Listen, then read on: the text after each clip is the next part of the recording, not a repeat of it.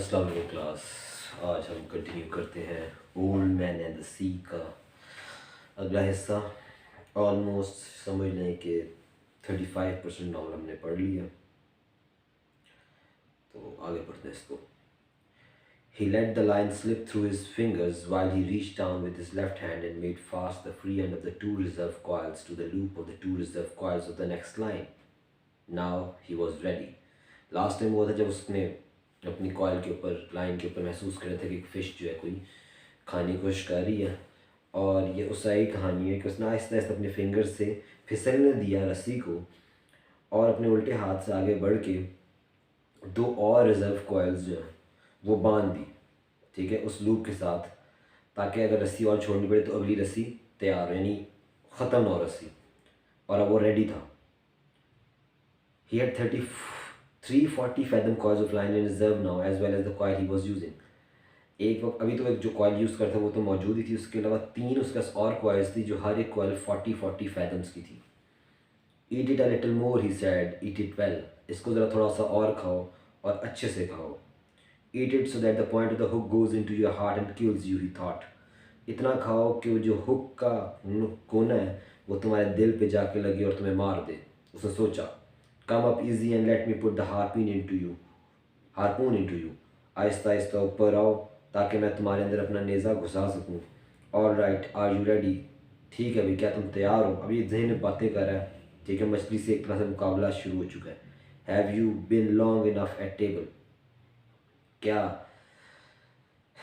तुम तैयार हो? टेबल से बात बेसिकली कि जिस हम खेल का मैच हो, चेस हो, तो टेबल पे बैठे होते हैं, तो उसकी बात करें। क्या तुम काफ़ी देर से गेम के लिए तैयार थी? मछली से एक तरह से बात कर रहा है।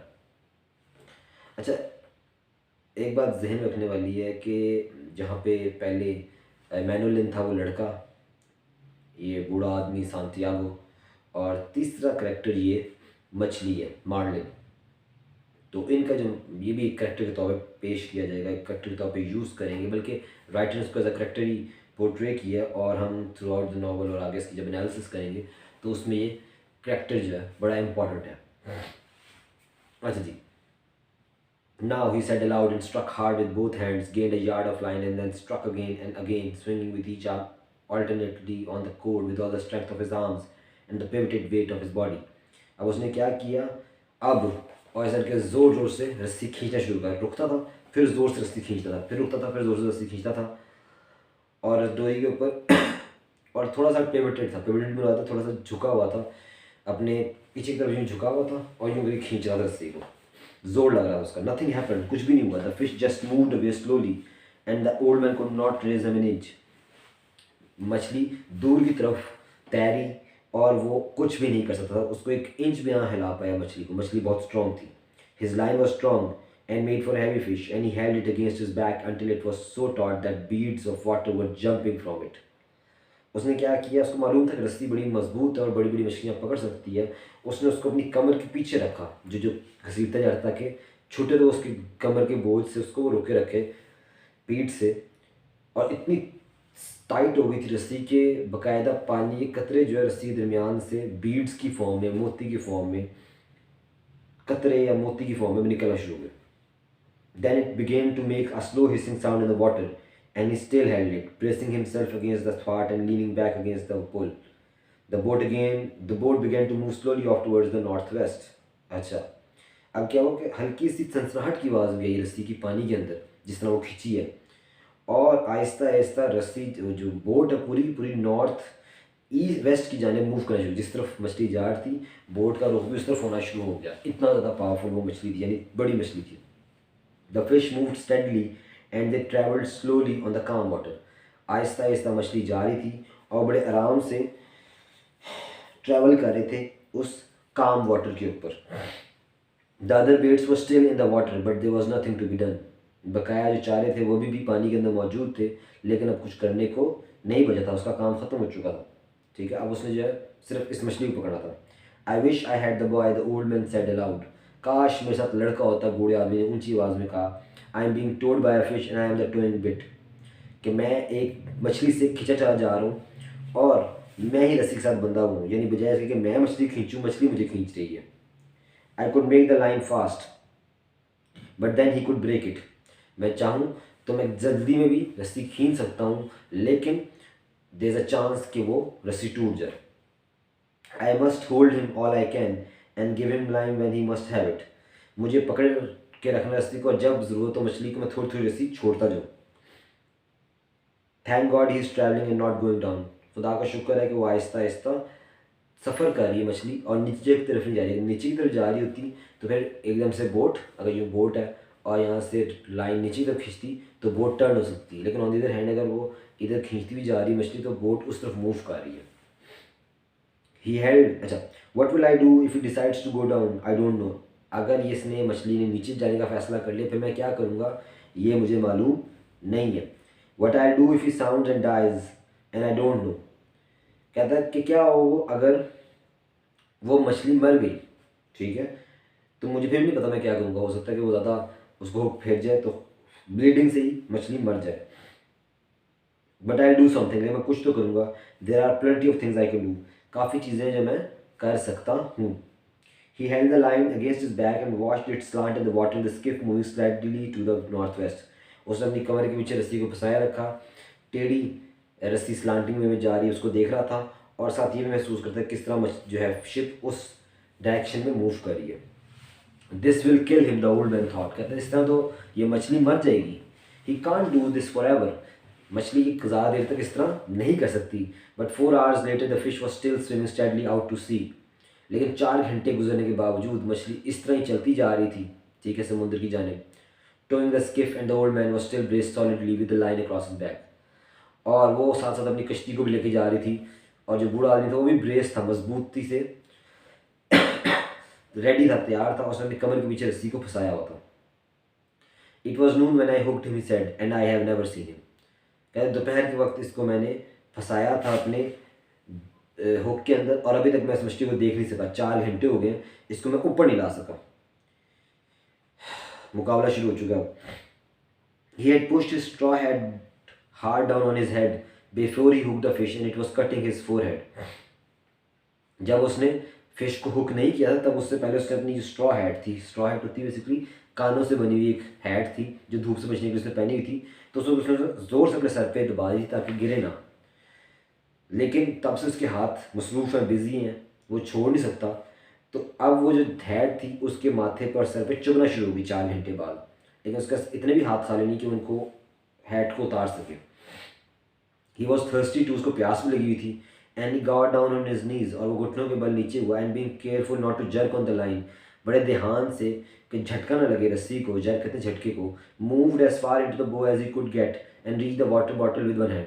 आहिस्ता से उस शिप के हिस्से तक पहुंचा कि जहाँ पे वाटर बॉटल पड़ी हुई थी, पानी की बोतल पड़ी हुई थी, और इस तरह उठाई कि कोई भी हल्का सा भी झटका उसको महसूस ना हो। एक हाथ से पकड़ ली। He opened it and drank a little, उसने बोतल को खोला और हल्का सा पानी पिया। Then he rested against the bow, फिर उसने बाव के साथ जो बोट का अगला हिस्सा है वहाँ से टेक लगा के आराम किया। He rested sitting on the unstepped mast and sail and try not to think but only to endure. फिर उसके बाद वो जो दरमियान में बादबान था उसके साथ टेक लगा के वो रेस्ट करता रहा, और उसने कोशिश की कि मैं सोचूं ना कि अब क्या होगा, अब क्या होगा, बल्कि सिर्फ एंड्योर करूँ, बर्दाश्त करता रहूँ। Then he look behind him and saw that no land was visible. लेकिन जब हमने पीछे देखा तो कोई ज़मीन नज़र नहीं आ रही थी। That makes no difference, he thought. कहता इससे फ़र्क नहीं पड़ता। I can always come in on the glow from Havana. कहता हमेशा जो है हवाना जो शहर है उसकी एक चमक है, मुझे वो नज़र आ भी जाएगी, उसका कोई मसला नहीं है। अगर मैं दूर भी आ गया था तो मैं घूमता नहीं, मैं ढूंढ ही लूँगा। There are 2 more hours before the sun sets and maybe he will come up before that. कहता अभी भी सूरज डूबने में 2 घंटे मौजूद हैं, शायद तब तक थोड़ी सी मछली ऊपर की तरफ आ जाए, यानी इसको मैं खींचने में कामयाब हो जाऊँ। अभी 2 घंटे मौजूद हैं। If he does not may be he will come up with the moon. कहता अगर सूरज से पहले पहले वो ऊपर ना आई तो शायद चांद के साथ, जब चांद निकलेगा तो शायद तब जो है मछली ऊपर आने को तैयार हो जाए। I have no cramps and I feel strong. मुझे अभी तक कोई क्रैम्प नहीं हो, क्रैम्प कहते हैं कोई खलियाँ पड़ जाना, कोई मोच आ जाना। कहता अभी तक मुझे मसल में कोई मोच नहीं आई और मैं अपने आप को मजबूत महसूस कर रहा हूँ। It is he that has the hook in his mouth. कहता है मुझे तो मसला होना नहीं चाहिए, हुक तो मछली के मुंह में है, मेरे मुंह में तो है ही नहीं, तकलीफ में तो वो है। But what a fish a pull like that. लेकिन कहते क्या ही मछली होनी है जिसका इतना ज़्यादा खींचने की ताकत है। He must have his mouth shut tight on the wire, लगता है कि उसने अपने मुंह को मजबूती से बंद किया हुआ है, इसलिए उसके दरमियान में रस्सी फंसी हुई है। I wish I could see him, मेरी ख्वाहिश है कि मैं इस मछली को देखूँ। I wish I could see him only once to know what I have against me, कहता काश मैं एक दफ़ा इसको देख लूँ शिकार के दौरान, ताकि मुझे मालूम हो कि मैं किस से मुकाबला कर रहा हूँ। The fish never changed his course nor his direction all that night as far as the man could tell from watching the stars. उस पूरी रात मछली जो है अपनी डायरेक्शन चेंज नहीं की, ना ही अपना कोर्स चेंज किया, एक ही सीध में बस चलती गई, क्योंकि बूढ़ा आदमी रात के सितारों से हिसाब लगा रहा था कि उनकी डायरेक्शन सिमत जो है वो बदल नहीं रही। It was cold after the sun went down and the old man's sweat dried cold on his back and his arms and his old legs. सूरज डूबने के बाद ठंड हो गई और जो उसकी पसीना आया हुआ था वो सारा खुश्क हो गया, जो उसको महसूस हो रहा था अपनी बाजुओं पे, अपनी कमर पे, अपनी टांगों पे। During the day he had taken the sack that covered the bait box and spread it in the sun to dry. After the sun went down he tied it around his neck so that it hung down over his back and he cautiously worked it down under the line that was across his shoulders now. सुबह के वक्त उसने एक बोरी जो थी वो फैला दी थी ताकि वो खुश्क हो जाए। अब वो रात के बाद उसने वो खुश्क को उठाया और अपने पीछे कमर पे गर्दन के साथ नीचे आहिस्ता आहिस्ता करके प्लेस करे, ताकि वो जो बैक पर रस्सी वो भी ना हिले और ताकि एक तरह से उसको ठंड ना लगे। उसने एक तरह से ब्लैंकेट बना लिया उस सैक को, उस बोरी को। The sack cushioned the line and he had found a way leaning forward against the boss that he was almost comfortable. अब जिसकी बैक में रस्सी थी पहले तो उसको चुभ रही थी, अब वो रस्सी उसको चुभ भी नहीं थी, उसने पीछे बोरी रख ली थी और उसने आगे मास्ट के साथ, बाव के साथ लीन करते हुए, झुकते हुए एक जगह भी ढूंढ ली, जिस वजह से अब वो थक नहीं रहा था, तकरीबन कंफर्टेबल था। The position actually was only somewhat less, लेकिन ये जो अब पोजीशन थी, इसका जो एंगल था वो अब कुछ हद तक कम इंटॉलरेबल, नाकाबिल बर्दाश्त था। यानी पहले तो बिल्कुल नाकाबिल बर्दाश्त था, अभी भी नाकाबिल बर्दाश्त था, लेकिन थोड़ा कम नाकाबिल बर्दाश्त था। But he thought of it as almost comfortable, लेकिन उसके लिए तकरीबन कंफर्टेबल था।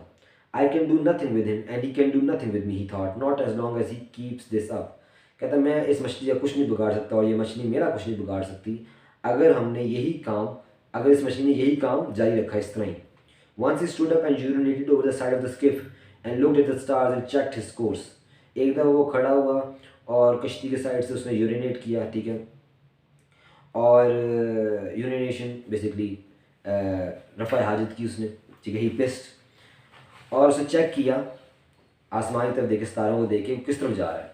The line showed like a phosphorescent streak in the water straight out from his shoulders. जो लाइन थी, जो रस्सी थी, वो ऐसे लग रहा था कि जैसे फॉस्फोरेसेंट, कहते मध्यम रोशनी, चमकती रोशनी की एक लकीर लग रही थी जो सीधी उसके कंधे से निकलते हुए पानी में जा रही है। They were moving slowly down now and the glow of Havana was not so strong. अब वो आहिस्ता आहिस्ता जा रहे थे और हवाना की जो रोशनी थी, चमक थी उस शहर की, वो अब इतनी ज़्यादा तेज़ नहीं थी। So that he knew the current must be carrying them to the eastward. उसका मालूम था कि जो पानी का बहाव है वो उसको मशरिक की जानिब ले जा रहा है। If I lost the glare of Havana we must be going more to the eastwards, he thought. अगर मैं हवाना जो है शहर है उसकी अगर चमक दमक मुझे नज़र नहीं आती, इसका मतलब है कि मैं मशरिक की जानिब जा रहा हूँ। उसने ये बात सोची। For the fish course held true I must see it for many hours more hours. कहता क्योंकि अगर मछली का यही रास्ता रहा तो मुझे फिर ये समझ आ जाना चाहिए कई घंटे तक इस तरह ही चलता है तो मैंने वापस भी जाना, मुझे रास्ता याद होना चाहिए। I wonder how the baseball came out in the grand leagues today, he thought. उसने सोचा कि आज ग्रैंड लीग्स में जो बड़ी टीमों का मुकाबला है, लीग जो चल रही है, उसमें बेसबॉल पता नहीं क्या बना। It would be wonderful to do this with a radio. कितना ही अच्छा होता अगर मेरे पास रेडियो होता, मैं फिशिंग करता, साथ साथ मैच की कमेंट्री भी सुनता रहता हूँ। Then he thought think of it always. फिर उसने सोचा नहीं, मुझे इसके बारे में सोचना चाहिए। Think of what you are doing, जो हम कर रहे हैं हमें उसके बारे में सोचना चाहिए जो मुझे कर रहा हूँ मैं। You must do not nothing stupid, तुम्हें अब कुछ भी बेवकूफ़ाना नहीं करना चाहिए। अभी तुम्हारी इतनी देर तो मछली से पीछे लगे, अब तुमको बेवकूफ़ हरकत करोगे तो मछली चली जाएगी। No one should be alone in their old age, he thought. फिर उसने सोचा कि बुढ़ापे में इंसान कभी भी अकेला नहीं होना चाहिए। अब ये पार्ट बड़ा सैड है, जो उसको सोच रहे हैं ना, तो वाकई ऐसे बुढ़ापे में कोई शख्स अकेला और उसको बुढ़ापे में भी मेहनत करनी पड़ी अपनी रोज़ी रोटी के लिए, इससे सैड चीज़ क्या है। वो ये सोचना कहता है कि बुढ़ापे में किसी को अकेला नहीं होना चाहिए, बट इट इज़ अनअवॉइडेबल। कहता है लेकिन मैं इसको अवॉइड नहीं कर सकता, ये तो जो होना है, जो किस्मत में लिखे वो तो होके रहना है। I must remember to eat the tuna before he spoils in order to keep strong. कहता मुझे ना थोड़ी टूना खा लेनी चाहिए, जो मछली टूना लेके आया था ना, कुछ तो बेट की थी, कहता खा लेनी चाहिए, वरना ये हो ना हो कि वो ख़राब हो जाए, क्योंकि अब बेट की भी तो काम आने नहीं, कि ख़राब हुई तो बेट के काम भी नहीं आएगी, ठीक है। तो वैसे भी मुझे खाना चाहिए, ताकि मुझे अपने आप को स्ट्रॉन्ग रखना चाहिए, ताकि मैं मुकाबला कर सकूँ। Remember no matter how little you want to that you must eat him in the morning, remember he said to himself. कहता है चाहे खाने का बिल्कुल भी दिल ना करो, लेकिन दिन के वक्त कुछ ना कुछ खा लेना चाहिए, चाहे थोड़ा सा ही खाना हो, और अपने आप को याद करा कि भूलना मत, खाना है तुमने। During the night, two porpoises came around the boat, and he could hear them rolling and blowing. रात के वक्त दो porpoises भी फिश है, बेसिकली डॉल्फिन की ही नस्ल से होती है, डॉल्फिन टाइप होती है, लेकिन उनकी शक्ल आगे से डिफरेंट होती है थोड़ी सी। तो अक्सर लोग दोनों को, porpoise को डॉल्फिन को मिक्स कर देते हैं, लेकिन दोनों डिफरेंट है, ठीक है। उनकी उसको आवाज़ आ रही थी, जो उसके दो आगे थे, ठीक है, उनके रोल होने की, घूमने की, एंड ब्लोइंग, और उनकी जो, जैसा डॉल्फिन के सर पे एक सुराख होता है जहाँ से वो सांस लेती है सतह पे आके, सब पॉर्पोइस की भी होती है, उसकी भी वहाँ से जो उसकी हवा निकल रही है, पानी निकल रहा है, उसकी आवाज़ उसको आ रही थी। The male made and the saying blow of the female, यानी जो फंकार ब्लोइंग नॉइस थी वो मेल बना रहा था, और जो फीमेल थी पॉर्पोइस, वो साइंग आहिस्ती धीमी आवाज़ बना रही थी, उधर से हवा सांस लेते हुए। They are good he said, they play and make jokes and love one another. कहते ये दोनों पॉर्पोइस अच्छी हैं, ये दोनों खेल रहे हैं आपस में, दोनों एक दूसरे से मोहब्बत करते हैं, ठीक है। अब देखो ये भी बड़ी इंटरेस्टिंग बात है कि बूढ़े आदमी जो एक मछेरा, एक फिशरमैन है, उसके तमाम जो स्टोरीज ऑफ लव हैं लाइफ में, एवरीथिंग, जो जितनी भी चीज़ें हैं उनको वो सी से रिलेट करता है। इवन जो उसकी लाइफ में लव स्टोरीज़ हैं, जैसे हम अपनी लाइफ में मुख्तलिफ लव स्टोरीज सुनते हैं, अपने दोस्तों से, अपने क्लास फेलोज से, अपने कुलीग्स से, या आपके साथ जो भी लोग होते हैं, तो वो इंसानों की होती हैं। लेकिन बूढ़े आदमी की ज़िंदगी में कौन है? सिर्फ ये सी है और मछली है। तो वो लव स्टोरीज़ और जो सैड स्टोरीज़ हैं, जैसे सैड स्टोरी थी पहले उस बर्ड की, ठीक है, और अब जो है एक लव स्टोरी, वो भी वो इन मछलियों में ढूंढ रहा है, उसकी लाइफ जो है इन्हीं के इर्द गिर्द घूमती है। They are our brothers like the flying fish. तो कहता है कि ये मछली अभी जो है ना हमारे भाई हैं, यानी इनको हमने शिकार नहीं करना। वो फ्लाइंग फिश हमारी भाई थी, वो हमें मदद करती है, ये भी हमारी मदद करने वाली मछली हैं, इनको हमने शिकार नहीं करना, ये हमें मदद करेंगी दूसरी मछलियों तक पहुँचने में। Then he began to pity the great fish that he had hooked. फिर उसको ज़रा अफसोस होना शुरू हो गया, वो थोड़ा सा रहम आना शुरू हो उसके दिल में उस बड़ी मछली के लिए जिसको उसने खुद अभी हुक किया हुआ था, वो जो मार्लिन थी। अजीब बात है, कॉन्ट्रडिक्शन है, but that is the reality of life. Sometimes you have to do things that when you look at it from a humanistic point of view, it is sad and it is cruel, but on the other hand you know that it is necessary। ये ज़रूरी है कुछ काम जो कि शायद आपके नज़दीक शायद क्रूअल हो, लेकिन फॉर एग्जांपल आप बीफ खाते हो, अच्छी चीज़ है, खाना चाहिए, लेकिन ऑन द अदर हैंड आप उसके लिए सैड ही फील करो। और देखा जाए तो एक तरह से जो रिलीजन है हमारा इस्लाम, वो भी यही कहता है कि आपको जब कहते हैं ना अपने सामने जानवर को ज़िबा किया जाए, सामने ज़िबा होता जानवर, देखो उसकी रीज़न यही है ताकि आपको उस मीट की वर्थ पता चले कि आप जो अपना पेट भर रहे हैं और आप जो उससे लज़्ज़त हासिल कर रहे हैं, उसके पीछे एक जान गई है, एक मखलूक की। तो फिर आप उसको उस नेमत की ज़्यादा शुक्रगुजार हो खुदा के सामने। तो खैर वो भी इधर जो है वो साथ सैड भी है, साथ पकड़ भी रहा है, तो लेकिन उसके अंदर दिल में एक रहम दिली आई है, एक पिटी आई है उस मछली के लिए जो उसने खुद अभी हुक की हुई है। He is wonderful and strange and who knows how old he is, he thought। कहता है बड़ी हैरानकुन और बड़ी अजीब सी मछली है, कौन जानता है कि ये मछली कितनी बड़ी है, उसने ये सोचा। अब मछली के लिए, मार्लिन के लिए ही का वो प्रोनाउन यूज़ कर रहा है, इट का यूज़ नहीं कर रहा, सी के लिए वो शी का यूज़ करता है। तो इसका मतलब है कि मैनोलिन एक करेक्टर जो बॉय था, सैंटियागो दूसरा करेक्टर जो ओल्ड मैन है, सी तीसरा करेक्टर है, सी भी इटसेल्फ एक करेक्टर के तौर पेश किया जाएगा कि शी का यूज़ कर रहा है, और फोर्थ करेक्टर ये मार्लिन मछली जिसके लिए वो ही का वर्ड यूज़ कर रहा है, प्रोनाउन यूज़ कर रहा है। ठीक हो गया। Perhaps he is too wise to jump. कहता है शायद ये मछली इतनी वाइज है, इतनी तेज़ है कि वो भी छलांग नहीं लगाएगी, ठीक है, एकदम झटका नहीं मारेगी, वरना उसको पता है कि वो ज़ख्मी हो जाएगी या वो पकड़ी जाएगी। Never have I had such a strong fish nor who acted so strange. कहता मैंने कभी इतनी ताकतवर मछली जो है नहीं पकड़ी, ना ही इतनी अजीब व गरीब तरीके से जो रवैया रखती है। Perhaps he is too wise to jump, he could ruin me by jumping or by wild rush. कहता है ये बहुत ज़हीन है, इसे छलांग नहीं लगा रही, ये अपनी एक छलांग से मुझे बर्बाद कर सकती है, या तेज़ी से अगर चली तो मेरी शिप जो वो टूट सकती है और मैं डूब सकता हूँ। But perhaps he has been hooked many times before and he knows that this is how he should make his fight। लेकिन हो सकता है ये मछली पहले भी कई दफ़ा हुक में फंस चुकी हो, एक इसका तजर्बा हो, इसलिए उसको मालूम है किस तरह उसने इससे जान छुड़ानी है। जल्दबाजी करेगी तो मारी जाएगी, उसको लड़ना आता है।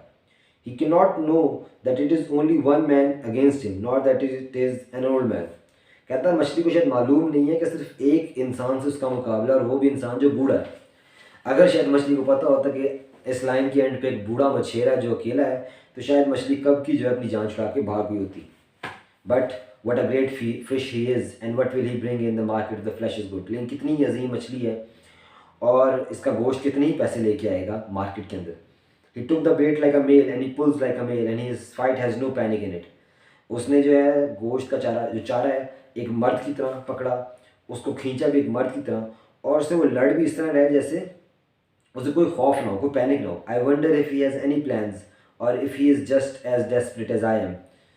कहता पता नहीं अब उस मछली की भी कोई प्लान्स हैं कि नहीं, क्या उसने भी कोई तदबीर सोची हुई है इससे जान छुड़ाने की, या वो भी मेरी तरह जो है ना बस लाचार है, मजबूर है और उसको कुछ समझ नहीं आ रही। अब ये जो ना असल स्पोर्ट्स है, ये असल हंटिंग है। हंटिंग एज ए स्पोर्ट्स खेली जाती है। मैं अक्सर औक़ात अपने वालिद साहब के साथ जब हंटिंग पे जाता हूँ और हम जो है बर्ड हंटिंग करते हैं, दूसरी नहीं, तो मेरा मतलब है कि उसमें भी मेरे वालिद साहब ने मुझे एक असूल सिखाया था कि अगर आप 2 शॉट्स में किसी बर्ड को नहीं मार पाते तो फिर आप तीसरी शॉट ना मारो और रिपीटर यूज़ ना करो। क्यों? क्योंकि एक स्पोर्ट है, आप सिर्फ गोश्त खाने के लिए नहीं आए, आप उस स्पोर्ट्स को एंजॉय करने आए हो। किस तरह एक खेल चल रहा है कि एक चांस आप उसको भी दो, आप दोनों आपस में कंपेटिटर हो, आपने उसको अपनी काबिलियत से मारने की कोशिश करनी है, उसने अपनी काबिलियत से आपसे बचने की कोशिश करनी है। फिर आप दूसरी ट्राई दो कि चलो एक चांस पे मिस हो गया, तो दूसरी में भी ना हो तो फिर छोड़ दो, वो गेम जीत चुका है, उसके पीछे नहीं पड़ जाना कि भाई 8-8 गोलियां मार के भाई इस बंदे को मारना ही मारना है। ये स्पोर्ट्स है, ये शिकार है, ये हंटिंग है। इन द सेम मैनर वो भी उसको जो अप्रिशिएट करा फिश को, वो मान रहा है इस बात को कि भाई ये सही एक फाइटर है मछली, इसने जो है ना मुझे सही आगे लगाया और मैं इसके पीछे पीछे जो है भाग रहा हूँ, इसको पकड़ने की कोशिश कर रहा हूँ, लेकिन मैं इसको पकड़ नहीं पा रहा। लेकिन on the other hand fisherman सिर्फ हंटिंग करने नहीं आया, वो जो है एक कारोबारी शख्स है, उसने इसको पकड़ के आगे बेचना, अपनी रोजी रोटी कमानी है, तो इसलिए वो उसके पीछे लगा हुआ। वो ये नहीं कि उसने भाई नहीं पकड़ी तो छोड़ दो, नहीं, वही बात, उसका कारोबार, उसका काम है। But on the other hand he did not forget to praise the fish for his well in behaviour, for his tensile strength, कितनी वो तेज़ी से जो है मछली जो है अपने आप को बचाने की कोशिश करी, कितनी ताकत है। तो अप्रिसिएशन अपनी जगह बरकरार है बूढ़े आदमी के दिल में उस मछली के लिए। ही रिमेंबर्ड, आगे बढ़ते हैं, he remembered the time that he had hooked one of a pair of marlin. इसको याद है एक दफ़ा उसने एक मार्लिन मछली का पेयर था, उनमें से एक को उसने हुक कर लिया था।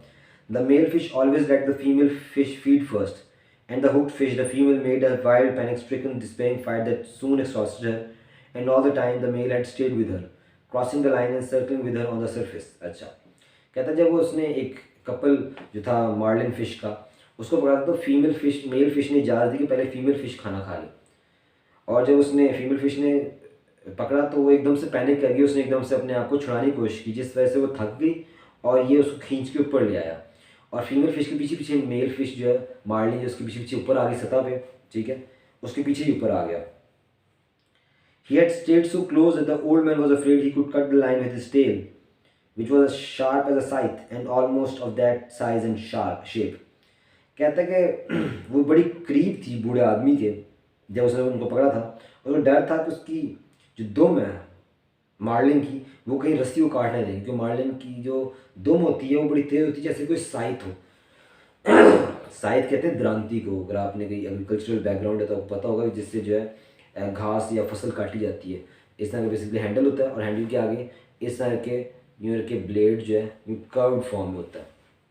तो कहता है कि इस तरह उसकी जो दुम थी साइथ की तरह यूँ टेढ़ी थी, गोल थी और शार्प थी, तो उसको डर था कहीं उससे जो है रस्सी कट ना जाए। When the old man had gagged her and clubbed her, holding the rapier bill with his sandpaper edge, and clubbing her across the top of her head until her color turned to a color almost like the backing of mirrors. कहता फिर क्या हुआ कि बूढ़े आदमी ने गाफ्ड हर, ठीक है, गाफ किया कि उसके सर पर डंडा मारा, एंड क्लब्ड हर, ठीक है, दूसरा डंडा जो गोल वाला डंडा वो ही मारा, ठीक है, होल्डिंग द रेपियर बिल, और नेज़ा जो उसकी बिल में बेसिकली जो मार्लिन होती है ना, मार्लिन की दुम भी शार्प होती है और आगे से जो है एक नुकीली सी नाक निकली जैसे स्वॉर्ड फिश की होती है। तो कहता है उसको याद है कि उसने उसकी रेपियर, बिल बिल कहते हैं चोंच को, रेपियर कहते हैं तेज़ धारी। कहता है रेपियर बिल से उसने जब उसको पकड़ा था with it sandpaper edge, जिसकी जो एज थी, जिसका जो किनारे थे उस चोंच के वैसे थे जैसे रेगमाल हो, सैंड पेपर हो, ठीक है। और उस वहाँ से पकड़े हुए उसके हाथ जख्मी होते, वो उसके सर पे जो है डंडे मारा था। Until her colour turn into colour almost like the banking of mirrors, हत्ता कि उसका रंग वो बदल की गया जो कि शीशों का जो पिछला हिस्सा होता है उस तरह का रंग हो गया, यानी वो मर गई। And then with the boy's aid hoisted aboard, फिर लड़की की मदद से उसको ऊपर कश्ती पे ले आया। The male fish had stayed by the side of the boat, और जो मेल फिश था वो कश्ती के साथ साथ फिरता रहा। Then, while the old man was clearing the line and preparing the harpoon, the male fish jumped high into the air beside the boat to see where the female was, and then went down deep. फिर क्या हुआ कि वो mail fish जो है, जब बूढ़ा आदमी अपनी रस्सियों को साफ कर रहा था और नेज़े को तैयार कर रहा था अगली शिकार के लिए और इसको काटने के लिए, तो मेल फिश जो है समुद्र से बाहर निकला। उसने ऊंचा जंप करके देखा कि फीमेल फिश किधर है, फिर अंदर जाके वो डीप डाउन चला गया समुद्र के अंदर, ठीक है। उसको मालूम हो गया था कि उसकी अब जो फीमेल फिश है वो मर चुकी है, तो वो मायूस होकर मेल फिश जो है जा चुकी थी, ठीक है। His lavender wings that were his pectoral fins spread wide and all his wide lavender stripes showing. उसके जो विंग्स थे, ठीक है, लेवेंडर कलर के, लेवेंडर होता है बेसिकली पर्पलिश सा, ठीक है, ब्लूइश पर्पलिश सा। कहता है वो जो थे उसके पर खुल गए, जो साइड पे फिन्स थे, पेक्टोरल कहते हैं छाती के, दो बाहर साइड वाले थे और एक दो उसके नीचे जहाँ पे चेस्ट के नीचे थे वो भी खुल गए, वो पूरे फैले हुए थे और वो नीचे की तरफ चला गया। He was beautiful the old man remembered and he had state, उसको याद था कि वो जो मार्लिन थी बड़ी खूबसूरत थी जो मेल थी, एंड ही हैड स्टेड यानी वो अपनी फीमेल के साथ जो उसकी पार्टनर थी, जो उसकी कंपेनियन फिश थी, उस वक्त एंड तक रहा, कोशिश करता है कि शायद वो बच जाए। जब वो बिल्कुल मायूस हो गया, उसकी डेथ होगी, उसके बाद हो गया, तो एक तरह से उस मार्लिन के लिए भी बूढ़े आदमी के दिल में एक रिस्पेक्ट है, वो उसको याद कर रहा है कि ही हैड स्टेड, और वो खूबसूरत भी था। That was the saddest thing I ever saw with them the old man thought, बूढ़े आदमी कहते हैं कि मैंने उससे ज़्यादा उदास चीज़ अपनी ज़िंदगी में आज तक नहीं देखी। यहाँ पर आपको सेंसिटिविटी नज़र आ रही है बूढ़े आदमी की, कि वो लव स्टोरीज भी जो है वो फिश में ढूंढ रहा है, सेंसिटिविटी कितनी है, जिसको शिकार कर रहा है उसके लिए पिटी भी कर रहा है। ये उसकी नेचर को, उसके करेक्टर का हिस्सा है जो हमें पता चल रहा है आहिस्ता आहिस्ता कि उसके लिए सैडेस्ट थिंग भी क्या थी। वाह, बहुत खूबसूरत। The boy was sad too and we begged her pardon and butchered her promptly, बूढ़ा भी वो जो बच्चा भी था वो भी उदास था, और बूढ़ा आदमी कहता है मुझे याद है कि हमने उससे माफ़ी मांगी थी जब हम उसको ज़िबा कर रहे थे कि हमें अफसोस है लेकिन ये हमारा काम है, हमें करना पड़ेगा। I wish the boy was here, he said aloud and settled himself against the rounded planks of the bow. उसने फिर ऊंची आवाज़ बोला काश लड़का इधर होता ताकि उसकी मदद कर सकता, और फिर उसने टेक लगा ली बाव के तख्ते के साथ, प्लैंक के तख्ता, बाव वो जो अगला हिस्सा है कश्ती का, and felt the strength of the great fish through the line he held across his shoulders, moving steadily towards whatever he had chosen. वो जो उसने कंधे के पीछे जोड़ के करके बैग में फंसाई हुई थी, कहता वहाँ पे उसको लाइन के ऊपर जोर महसूस हो रहा था फिश का, ठीक है, अपने पूरे कंधे पे उसने इतना कंधे पे सर्कल किया हुआ, और जिधर भी जा रही थी मछली साथ साथ ये भी चलते जा रहे थे। Once through my treachery it had been necessary to him make a choice, the old man thought. कहता है मेरी दगाबाजी से अब सारा फैसले जो उस मछली को करने पड़े, वो जिधर जा रही है हमें भी उसके साथ साथ फॉलो करना पड़ रहा है। His choice had been to stay in the deep dark water far out beyond all snares and traps and treacheries. कहता है कि उस मछली का मकसद था कि वो नीचे रहे अंधेरे में, जहाँ पे कोई ट्रेचरी, कोई ट्रिक, कोई दगाबाजी, कोई धोखा, कोई फंदा ना हो उसको फंसाने के लिए। लेकिन ये बूढ़े आदमी की तेज़ी थी कि उसने लाइन इतनी नीचे डीप भेज दी कि वहाँ भी ये फंस गई। My choice was to go there to find beyond all people. कहता मैंने इसलिए नीचे तक ये जो है लाइन रखी थी कि मैं वहाँ पे कोई मछली ढूंढना चाहता था जहाँ पे कोई और बंदा, कोई और शख्स नहीं ढूंढ रहा। Beyond all people in the world, दुनिया में कोई शख्स इतनी डेप्थ में मछली को नहीं ढूंढ रहा। Now we are joined together and have been since noon. अब वो कहता है दिल में सोच रहा है कि मैं और ये मछली अब जुड़ गए हैं और दोपहर से एक दूसरे से अब जुड़े हुए हैं। And no one to help either one of us, और हम दोनों को मदद करने वाला अब कोई भी बाकी नहीं है। Perhaps I should not have been a fisherman, शायद मुझे एक मछेरा होना ही नहीं चाहिए था। ही थॉट, उसने सोचा। But that was a thing that I was born for, लेकिन ये मछलियाँ पकड़ना ही है जिसके लिए मैं पैदा किया गया था। I must surely remember to eat the tuna after it gets light, जब रोशनी होगी तो मुझे ज़रूर टूना मछली खा लेनी चाहिए।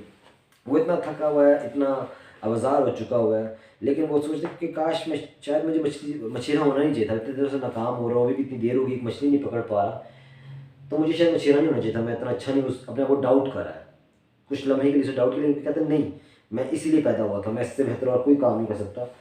तो बस मुझे अब जो है ना सुबह उठ के मछली टूना फिश ज़रूर खाएं ताकि मेरी स्ट्रेंथ रहे और आगे मैं अगले दिन ही मुकाबला कर सकूँ। यानी दोपहर से उसने मछली पकड़ी है और दोपहर से अब रात हो गई है और अब सुबह फजर का वक्त होने वाला है, ठीक है, और वो लगा हुआ है। तो यानी इसका मतलब है कि अराउंड 4 दोपहर को तकरीबन 2-3 बजे से लेके रात के अब 2-3 बजे, 12 घंटे से ज़्यादा हो गया और वो मछली को पकड़े हुए है। और कोई भी होता तो अब तक शायद थक चुका होता। ये रेजिलियंस शो करा ओल्ड मैन की। खैर आगे क्या हुआ, और दिन के वक्त जब सुबह का उजाला आता है और फिर आगे क्या होता है, क्या वो मछली पकड़ने में कामयाब हो जाता है कि नहीं हो जाता होता, क्या मछली जो है आराम से आ जाती है, क्या मछली छूट जाती है, बूढ़ा आदमी इस सब से बच पाता है कि नहीं बच पाता, ये सब हम जानेंगे अगली एपिसोड में, ठीक है। तो इसको हम पढ़ेंगे। तब तक आए आप ये समझ लें कि आपके नावल का 40% हिस्सा जो कंप्लीट हो चुका है। And I would advise you कि यहाँ तक जो है आप एक बार स्टार्ट से दोबारा रिवाइज़ कर लें और फिर आगे बढ़ें, क्योंकि आगे जो है मेजर पोर्शन आने वाला, स्टोरी का क्लाइमेक्स आने वाला है जहाँ पर स्टोरी अपनी पीक पे पहुँचेगी। नेक्स्ट लेक्चर तक अल्लाह हाफिज़।